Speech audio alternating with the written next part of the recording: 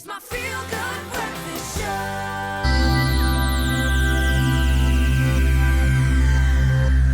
Oh, yes, you know that sound. It's time again to be transported when we take you beyond the final frontier and go boldly where actually quite a few people are going at the moment. Why? Because we are breaking barriers in space every day. Our trusty guide, of course, is Jono Weltman from the Foundation for Space Development. And today we are talking about India's space program, namely the woman making it happen. Jono, welcome. Thank you very much. I like the way you nod your head emphatically when I say the woman, but let's talk about India first. We've discussed so much of what is being done on the SpaceX front, what NASA is doing, the private sector kind of weighing in, but we haven't spoken about India's contribution, and they've reached some major milestones. Absolutely.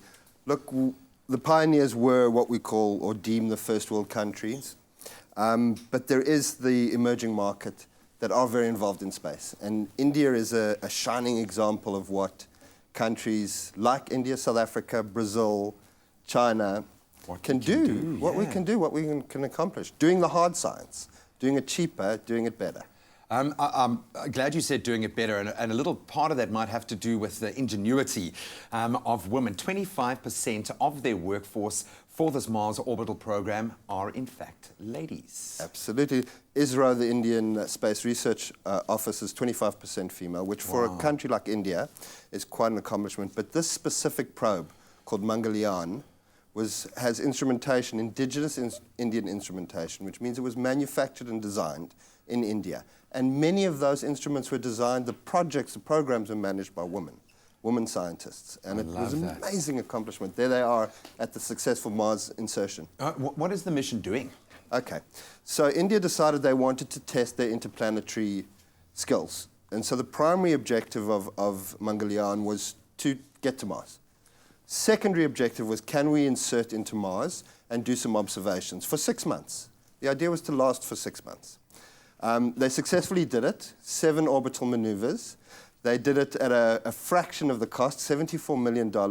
They did it in 18 months, and they're the first nation ever to succeed on the first attempt in a Mars. Wow. 40% of all Mars missions fail. Yeah, well, that's what I was going to say. See what happens when you don't have the extra bank in reserve, where you've got to make your every cent count. And it's worth noting that that was actually less than it cost to make the movie The Martian. Correct. The Martian cost $108 million to make. And India sent a probe to Mars for $74 million.